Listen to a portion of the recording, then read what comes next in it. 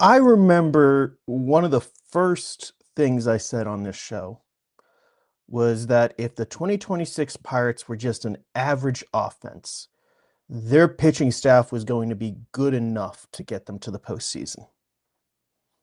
And here we are in early June. Pirates are above 500. They're definitely in the mix. They are having some peaks, some valleys, but really it's been an average pitching staff and a really good offense. This isn't what I think anyone had planned for this year. Good morning and welcome to OffBeat here on North Shore 9 presented by FanDuel. My name is Alex Stumpf and this is a daily look at your Pittsburgh Pirates. The Pirates are going to be welcoming the Dodgers into town starting Tuesday. It's a big series.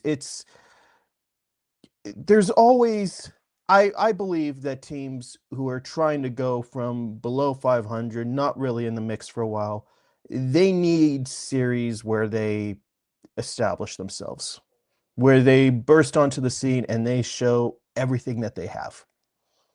And this past weekend against the Braves was an opportunity to do so. And they got swept. And they got swept in large part because starting pitching just didn't come through. Bubba Chandler came out of the bullpen. He pitched really well on Sunday. I know he had that ugly finish, but we talked about it yesterday. I saw a lot more good. I feel more confident in him after Sunday. But Mitch Keller had a bad outing. Braxton Ashcraft had his really just his second poor outing of the year. And even though the offense did string together some hits, they didn't get the hits with runners in scoring position, but they had men on base. They had opportunities. A couple hits, maybe we're talking about that series differently, but like I really look at it as the starting pitching, what was supposed to be the calling card of this team, didn't come through.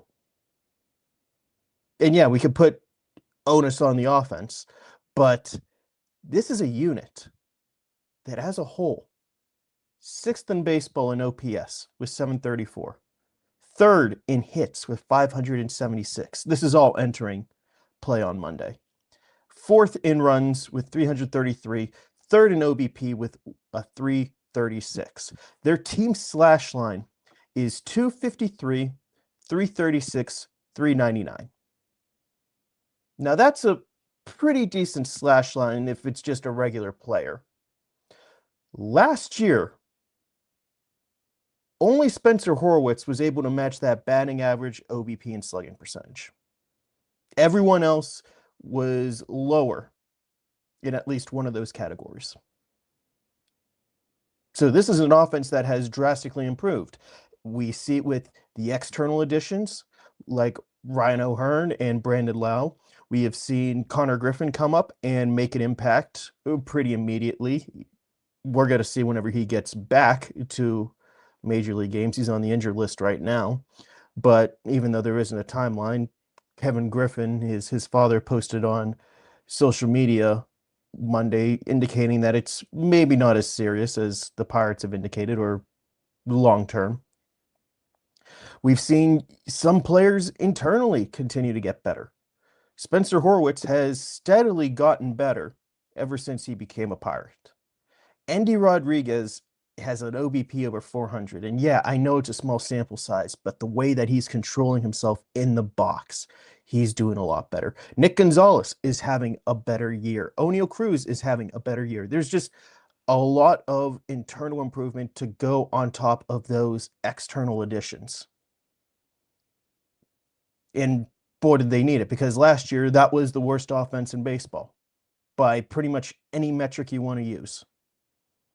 Right now, sixth in OPS, fourth in runs, getting on base, creating opportunities.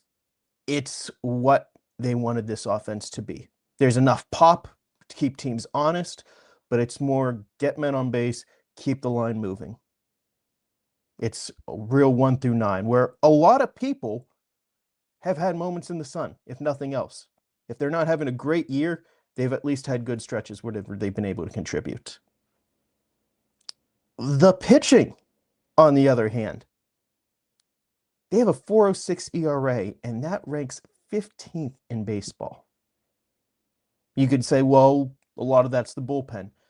Starting pitchers, 10th in baseball with a 4.01 ERA, 10th in win probability added, according to Fangraphs. That's a unit that we've heard so much about. Oh, they're all homegrown. Oh, there's so much potential. They have the reigning Cy Young on the staff. And they have only been, depending how you look at it, average or a little above average.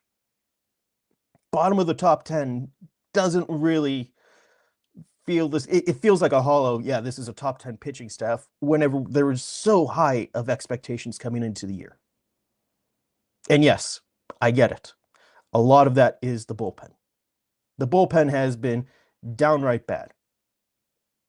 But the staff in general, I don't know. Whenever the Pirates let go of Oscar Marin last year, it was in part because team players came up to the team and said, we want to get better, and we feel a new voice would help us achieve that. And I'm recording this on June 8th. It's maybe too soon to throw Bill Murphy under the bus, but we're also almost 2.5 months into the season. How many pitchers are better than they were in 2025? I count three. Gregory Soto is better than he was in 2025. And I think that's in large part because he's throwing the sweeper more. He has gone to a pitch mix that I think better complements what makes him good as a reliever. And that was something that Bill Murphy championed to try to get in. That has worked out. Carter Mlodzinski has gotten better. But as we talked about, even in spring training, we saw him get better whenever he started throwing that splitter more. We saw him attack hitters differently, utilize his stuff differently, and he got better as a result. And even then, he's not in the starting rotation right now. His fate was remarkably similar to what it was in 2025, where he got booted from the rotation in May. And then the other guy is Braxton Ashcraft, who candidly has just been on an upward swing ever since he has come back from Tommy John surgery. He has just steadily gotten better every year. I don't want to take away anything from Murphy or the pitching staff or the pitching team with it, but he is someone who has just steadily gotten better every year. This is just continuing on his upward trajectory, in my opinion. We're going to talk a little bit more about this pitching staff in a second. Be right back. This episode is brought to you by IQ Bar, our exclusive snack hydration sponsor. IQ Bar protein bars, IQ Mix hydration mixes, and IQ Joe mushroom coffees are the delicious, low-sugar, brain and body fuel you need to win your day. The Ultimate Sampler Pack is a great way for you to try all IQ Bar products and flavors. You get 9 IQ bars, 8 IQ Mix sticks, and 4 IQ Joe sticks. All IQ Bar products are clean label certified and entirely free from gluten, dairy, soy, GMOs, and artificial ingredients. With over 20,000 5-star reviews and counting, more people than ever are fueling their lifestyles with IQ Bar's brain and body boosting bars, hydration mixes, and mushroom coffees. The Ultimate Sampler Pack includes all 3. My personal favorites so far have been the almond butter chip and the iced tea lemonade hydration mix. It's just really full of flavor. I love starting my day with it, and I couldn't imagine starting my day with anything else other than IQ Bar products. Right now, IQ Bar is offering our podcast listeners 20% off all IQ Bar products, including the Ultimate Sampler Pack, plus free shipping. To get your 20% off, text MLB to 64,000. That's MLB 64000. Message and data rates may apply. See terms for details. So we talked about the guys who are pitching better. Guys who aren't pitching as well. Mitch Keller is pitching with a fastball that's down a mile per hour. Like, really, if it's not his four-seam fastball, it hasn't really played this year. Like, the fastball and sweeper is all he has going right now. And I think the fact that he's going back to the cutter kind of indicates that he is searching for answers. He's looking, what's worked in the past to get left-handed hitters out. this slump is concerning. Where I know he's still getting enough innings to qualify for the ERA title, but he has one of the 10 worst in baseball right now for someone who does have those innings. I know that's a selected list. Still not great company to keep. Bubba Chandler, we've talked about it. He's not taking his step forward this year. Paul Skenes, I know there have been comments in this section like, Alex, you overreacted to Paul Skenes, and yeah, maybe I am. I know the peripherals still indicate, yeah, he's pretty much where he was last year. What does the eye test tell you? How many times have you seen Paul Skenes look down in the mound, kicking dirt, muttering to himself this year compared to last year? Noticeable uptick. Keep an eye on that on Tuesday. Like, if he does not have a great outing, see how he feels with his mechanics. I have seen him speed up. I have seen him fall out of those mechanics this year.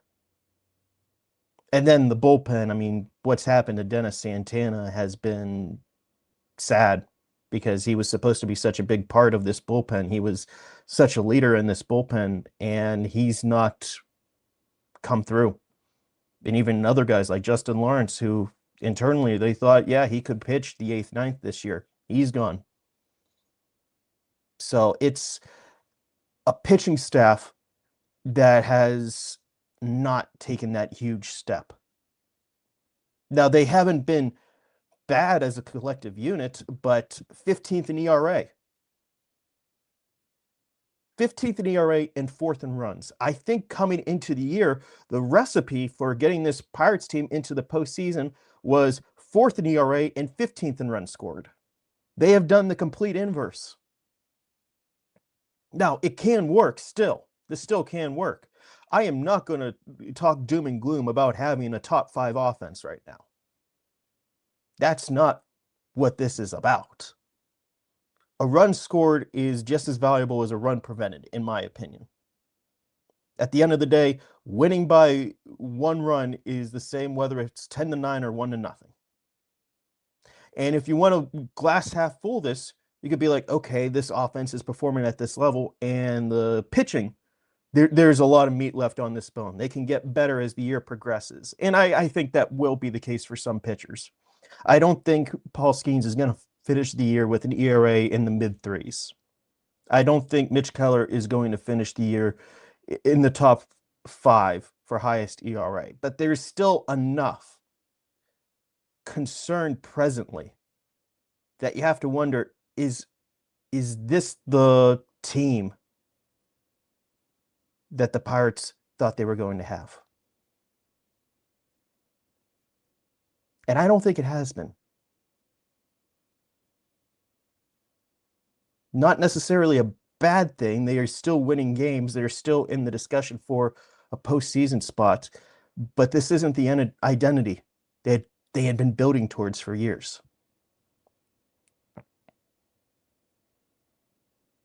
It's still a long way to go this year. The pitching could get on track. The offense could regress. We'll find out. But sitting here on June 8th, talking about how this offense is carrying this team, how the discussions have centered around Brandon Lowe and how you have to find a way to extend him. And wow, is Ryan O'Hearn his generation's Russell Martin signing? There just hasn't been a whole lot for the pitching. Anything pitching has been doom and gloom, it feels like, whenever we talk publicly about it.